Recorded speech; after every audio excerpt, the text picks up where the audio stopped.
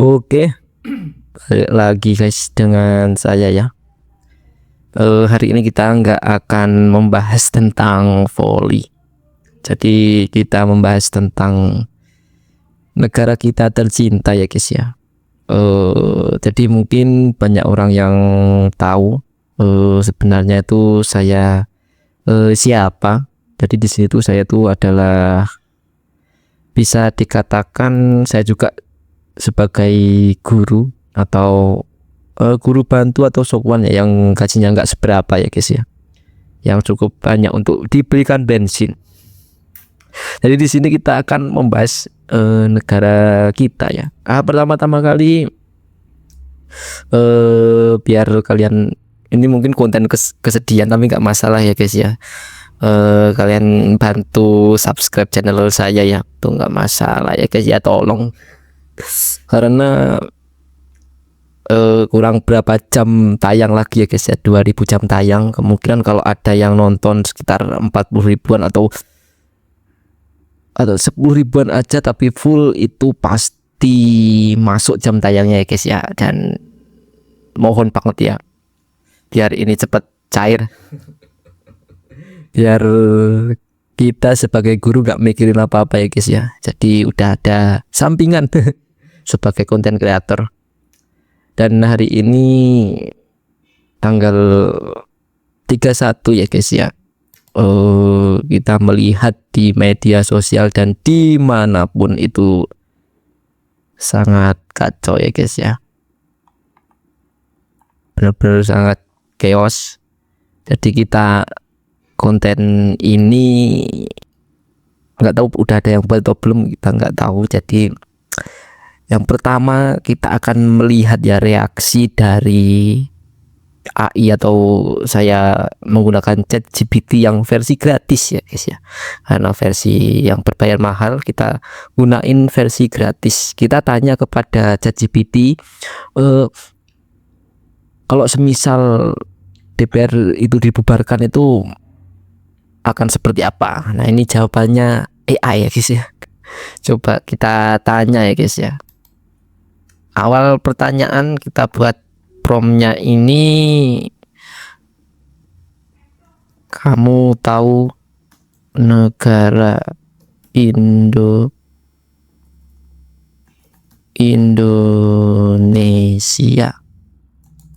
Ini mohon maaf ya guys kalau ketik saya lama ya guys ya, karena ini mikrofon terus tangan saya kehalangan mikrofonnya.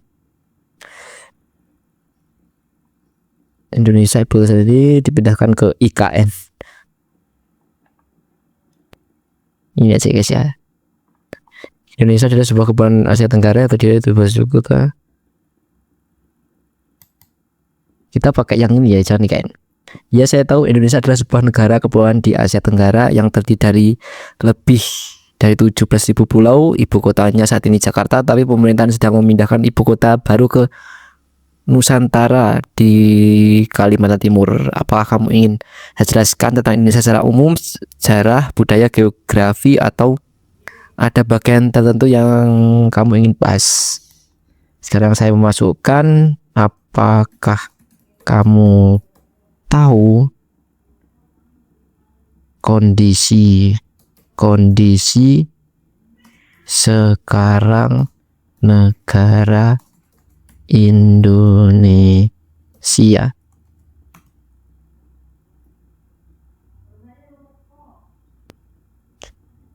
Berikut adalah gambaran kondisi terkini Indonesia per akhir Agustus 2025.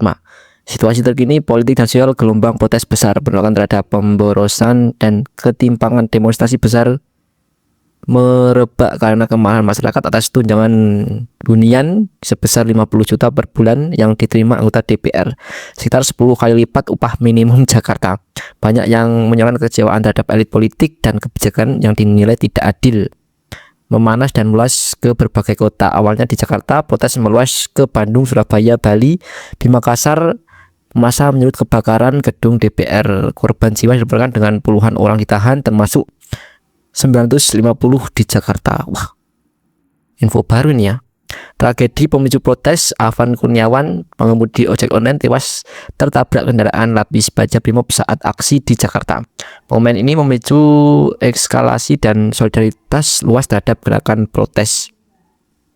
Respon pemerintah di media digital, Presiden Prabowo Subianto membatalkan kunjungan ke Cina dan tetap berada di dalam negeri untuk mengkoordinasi respon pemerintah. Pemerintah juga memanggil TikTok dan Meta untuk menekan disinformasi. TikTok bahkan menghentikan fitur siaran langsung di Indonesia sementara. Pengembangan pengembangan teknologi dan infrastruktur di tengah krisis ini, pemerintah memperkenalkan aplikasi digital terpadu All Indonesia guna menyederhanakan proses kedatangan turis, menggabungkan imigrasi, bea cukai, dan deklarasi kesehatan. Nggak tahu. Ekonomi, resiliensi meskipun tantangan global, pertumbuhan ekonomi terjaga di atas 5%. Ekonomi tumbuh sebesar 5,2%. Enggak tahu ya, pada kuartal 2 2025 didorong oleh konsumsi rumah tangga dan investasi yang melonjak hampir 7%. Secara keseluruhan, pemerintah melaporkan pertumbuhan 5,12% dengan realisasi investasi mencapai sekitar 942 triliun dan menyerap 1,2 juta tenaga kerja. Cerminan dari ketahanan ekonomi, Bank Dunia menyoroti fundamental ekonomi yang kuat seperti inflasi rendah, cadangan fiskal memadai, dan kedisiplinan anggaran sebagai penopang stabilitas ekonomi di tengah tantangan global. Rencana anggaran 2026 menuju keseimbangan fiskal. Presiden Prabowo mengajukan anggaran 2026 sebesar 234 miliar dengan defisit dibanding 2,48% dari PDB. Targetnya anggaran seimbang pada 2007-2008. Alokasi dana difokuskan ke program pangan, subsidi pangan gratis, dan energi terbarukan. Ini tidak ada tunjangan untuk guru ya guys ya. Apa-apa, kita lanjut dulu. Bencana alam dan cuaca, memang kemarau basah. Wah ini perbanyak bola cuaca basah, kemarau, dan waktu dari kemarau, dan banyak banget ya guys ya masalah di Indonesia ya. Wilayah hujan lebat bahkan musim kemarau disebabkan oleh anomali suhu permukaan laut. Jangan banjir masih tinggi. BNPB memperingatkan bahwa hujan ekstrim, ringkasan kondisi, aspek kondisi terkena politik sosial. Kondisi terkini politik dan sosial protes meluas akibat ketidakpuasan terhadap elit politik dan tunjangan besar. Ekonomi kuat dan stabil dengan pertumbuhan 5%, fokus ke pembangunan inklusif. Lingkungan cuaca ekstrim dan banjir tetap menjadi risiko. Memang benar ya guys ya, kalau kita itu ekonomi tumbuh ya guys ya, cuman pajak yang kita bayarkan atau pengusaha-pengusaha yang besar-besar itu pajaknya itu ya digunakan untuk tunjangan DPR. Itu kata ini ya guys ya, kata ini kita bahas ya guys ya, kita bahas kenapa banyak sekali demo atau protes terhadap DPR RI. Kita tanya ya guys ya, betul sekali sekarang ini memang banyak demo dan protes terhadap DPR RI. Kalau kita lihat lebih dekat, penyebabnya bukan hanya satu tapi gabungan dari isu ekonomi, politik, dan rasa ketidakadilan sosial. Berikut penjelasannya. Penyebab utama protes terhadap DPR RI, tunjangan dan fasilitas DPR yang dinilai berlebihan. DPR mendapat tunjangan rumah 15 juta per bulan, padahal gaji buruh atau UMR di Jakarta hanya sekitar 5 juta. Jadi kemungkinan besar maunya rakyat itu, maunya semuanya itu DPR itu sama ya guys ya, gajinya ya guys ya, biar dia merasakan dampak yang sama mungkin ya guys ya. Mungkin yang diinginkan oleh orang-orang yang sedang berdemo. Kemungkinan karena saya juga nggak tahu, beritanya banyak banget ya guys ya. Hal ini menunjukkan rasa ketidakadilan, rakyat masih banyak yang kesulitan hidup sementara wakil rakyat justru menikmati fasilitas mewah. Bener. Bagi masyarakat, DPR tidak jauh dari realita kehidupan rakyat. Bener. Ketidakpuasan terhadap kinerja DPR dianggap lebih mementingkan kepentingan politik dan pribadi dibanding memperjuangkan kebutuhan rakyat. Banyak undang-undang atau kebijakan disahkan tanpa mendengar aspirasi publik. Contoh sebelumnya UU Cipta Kerja, revisi UU KPK. Citra DPR sudah lama terasosiasi dengan korupsi, skandal, dan minim transparansi. Yang ketiga, simbol ketidakadilan sosial. Kasus ini dianggap puncak gunung es dari ketimpangan ekonomi. Jurang antara rakyat biasa dan pejabat makin lebar. Rakyat merasa pengorbanan mereka membayar pajak, menghadapi kenaikan harga dan lain-lain tidak berbanding lurus dengan kehidupan mewah pejabat.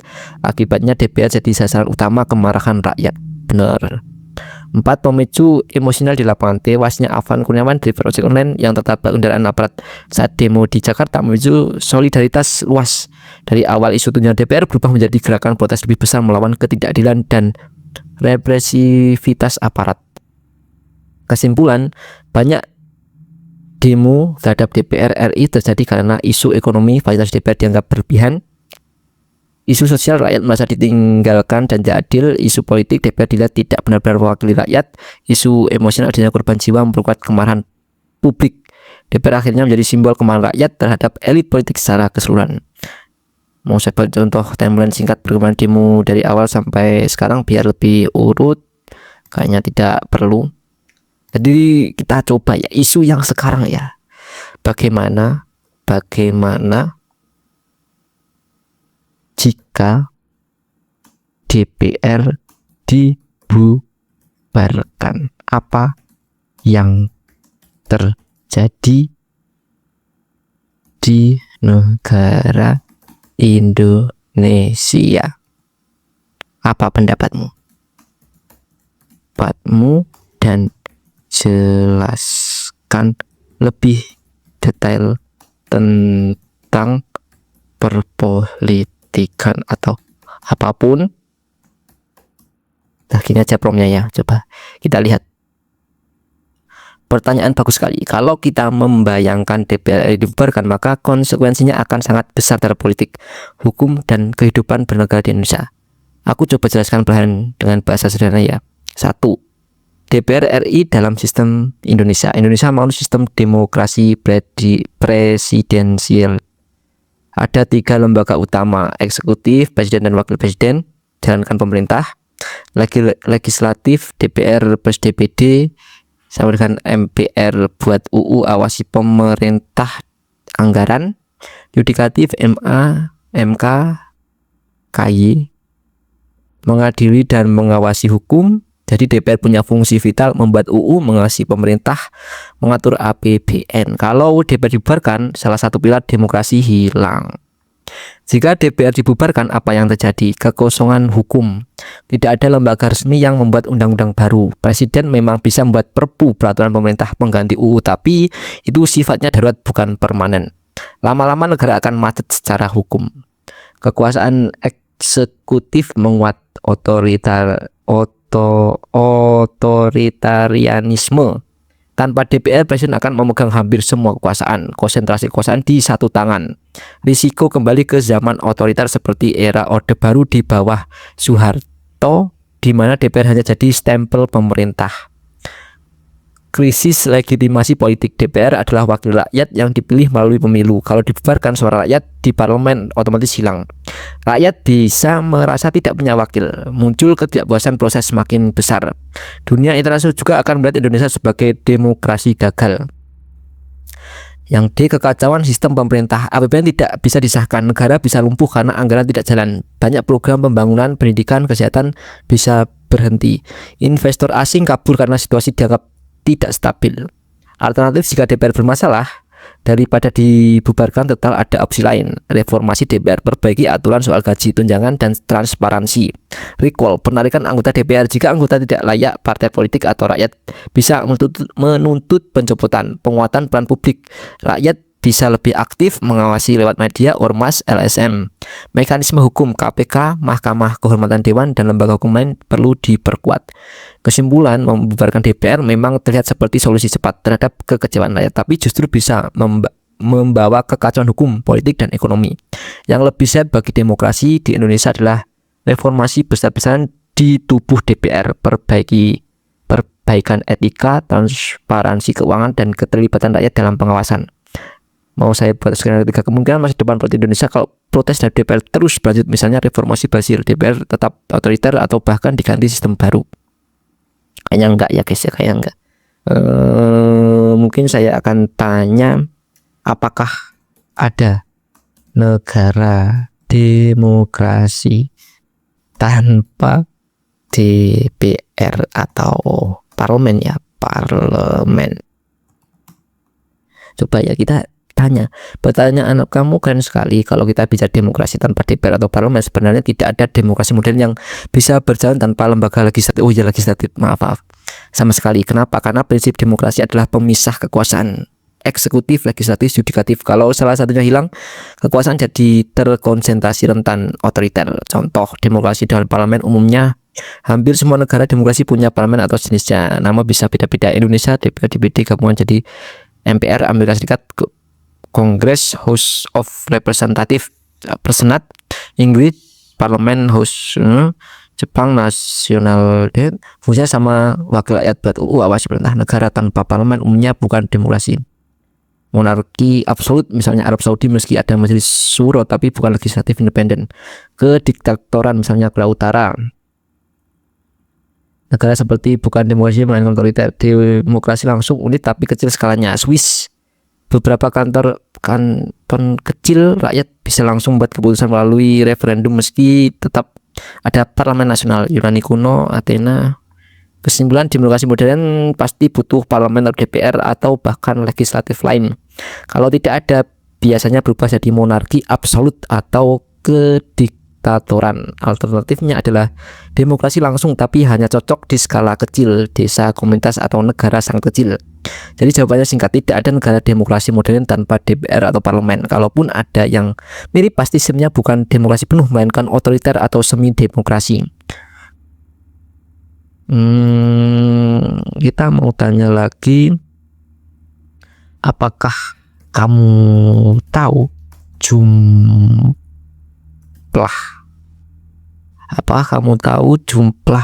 DPR,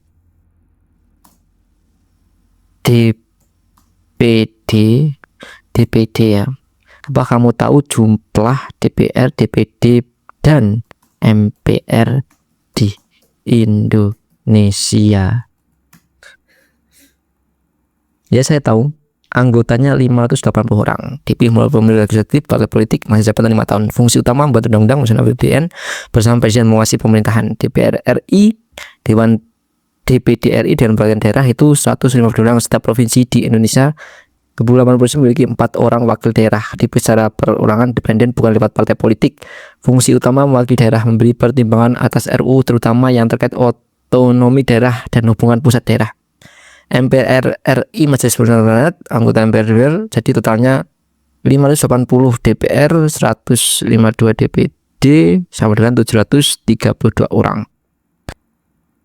Fungsi MPR pemilihan presiden, biasanya memberhentikan presiden wakil wapres jika melanggar UUD, melakukan perubahan UUD. DPR 500 orang. MPR gabungan, DPD perwakilan MPR gabungan, DPR plus DPD gabung keduanya udah pelantikan. Mau saya buatkan juga diagram sederhana supaya lebih mudah dipahami murid SMP. Ya, karena saya guru SMP ya guys ya, maaf ya. Ada di sini ada SMP-nya. Coba kita apakah kamu tahu gaji tunjangan dan lain untuk DPR? Ya, saya tahu data tentang gaji dan tunjangan anggota DPR RI sering jadi bahan perbincangan publik karena jumlahnya besar dibandingkan rata-rata penghasilan rakyat. Aku jelaskan dengan bahasa sederhana ya.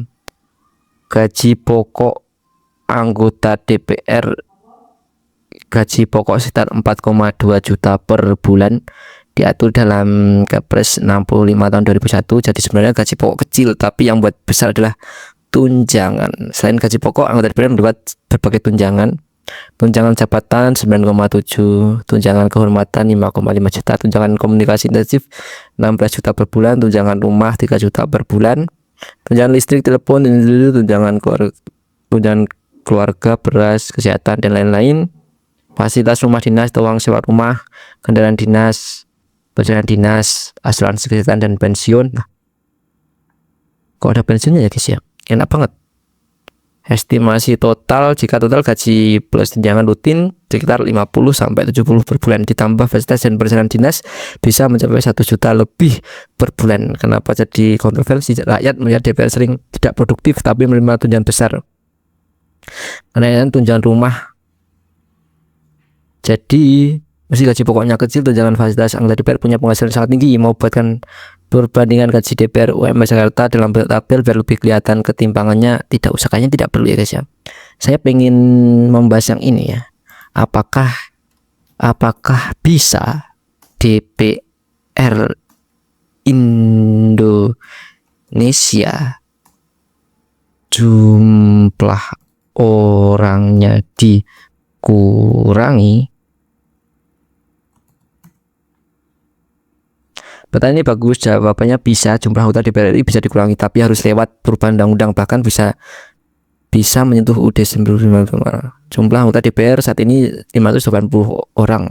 Apakah ini diatur dalam Undang-Undang Pemilu Nomor 7 Tahun 2007 tentang Pemilihan Umum Pasal 186 UUD 1945 yang menyebutkan bahwa DPR dipilih melalui pemilu, tapi jumlahnya pastinya ditentukan UU, bukan konstitusi langsung. Jadi apakah bisa dikurangi? Ya bisa, dengan cara merevisi UU pemilu untuk mengurangi jumlah kursi DPR. Contoh, kalau dianggap terlalu banyak bisa dipakai jadi 400 kursi misalnya. Dampak jika jumlah dikurangi, kelebihan lebih hemat anggaran negara, gaji, tunjangan, fasilitas, lebih efisiensi dalam rapat dan pengambilan keputusan, mengurangi potensi politik transaksional karena jumlah aktor lebih sedikit. Kekurangan representasi rakyat berkurang, suara dari daerah bisa makin tidak terwakili, daerah memilih dapil jadi lebih luas, caleg makin sulit dijangkau rakyat, bisa membuat persaingan politik makin mahal dan ketat, resiko politik uang lebih tinggi. Kesimpulan secara hukum, bisa cukup revisi UU pemilu, tidak harus amandemen UUD. Secara politik sulit karena partai-partai justru ingin mempertahankan kursi sebanyak mungkin. Secara ideal boleh dikurangi jika dianggap terlalu boros, tapi harus tetap menjaga prinsip keterwakilan rakyat. Saya berikan simulasi hitung. Coba kita lihat ya negara-negara yang besar.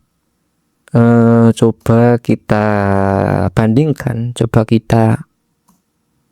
Saya ingin tahu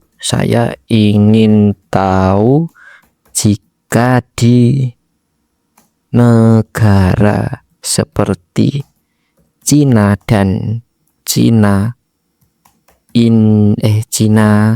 Rusia dan Amerika ada berapa anggota legislatif, karena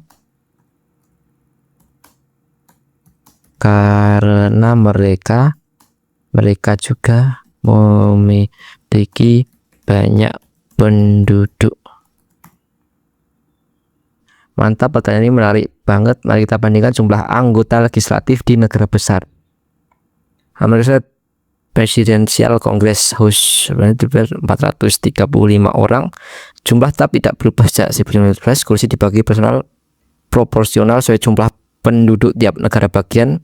Senat 100 orang tiap negara bagian, 50 state punya 2 senator, besar kecilnya sama rata. Total Kongres 500.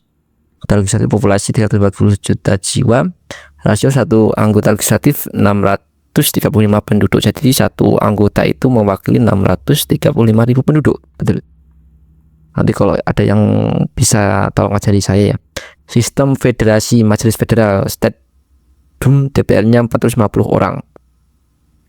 Federal Council, Dewan Federal 170 orang. Tiap daerah federal kirim 2 perwakilan. Total legislatif 620 anggota.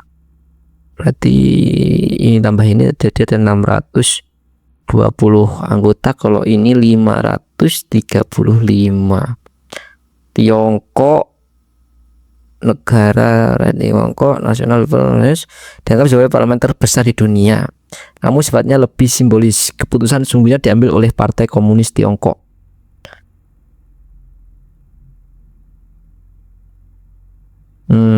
Ini masih bingung ya saya kasih tentang Tiongkok. Keputusan sesungguhnya diambil oleh Partai Komunis. Menarik nih guys, menarik. 1,4 miliar jiwa. Satu anggota legislatif Oh ini ya 2 juta dia 2.980. RRI totalnya menjadi 732 anggota.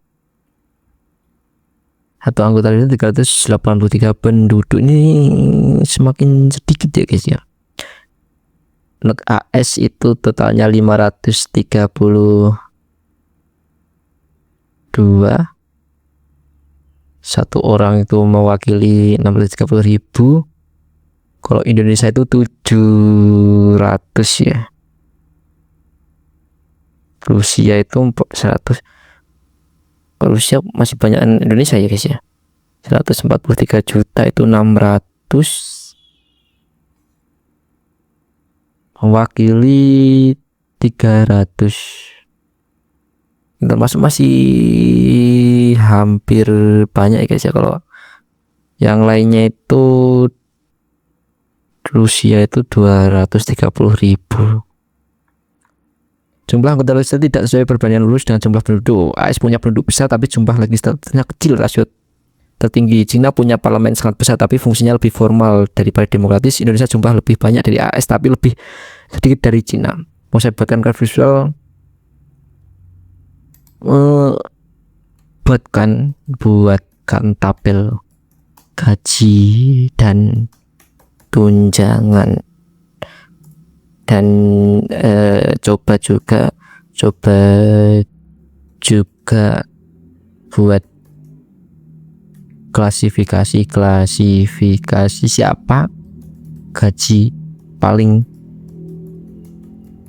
tinggi di negara yang ada di dunia. Nah, kita coba tabel gaji dan tunjangan DPR RI kelas negara gaji legislatif di dunia. Berikut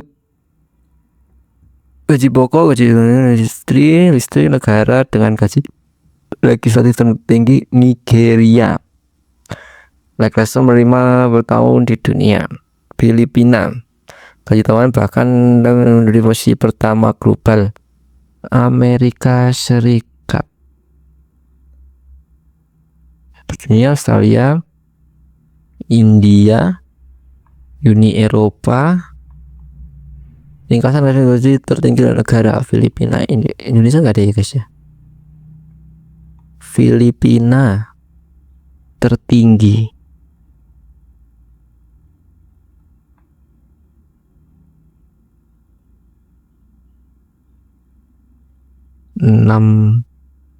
Nigeria, Amerika Serikat, Australia.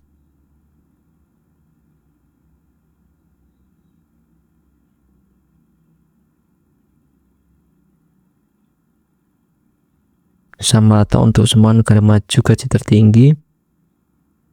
India setelah inflasi gaji tunjangan dan fasilitas 1 juta per bulan. Ini per bulan loh.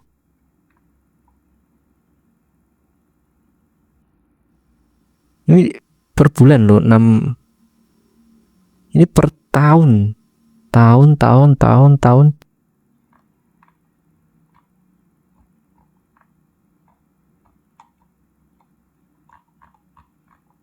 Bentar, ini tahun per tahun ini bulan loh. Coba lo dilihat. Aduh, udah waktunya habis ya guys ya. Kita akhiri dulu ya guys ya, karena saya gunain untuk nyaring suara itu gunain apa namanya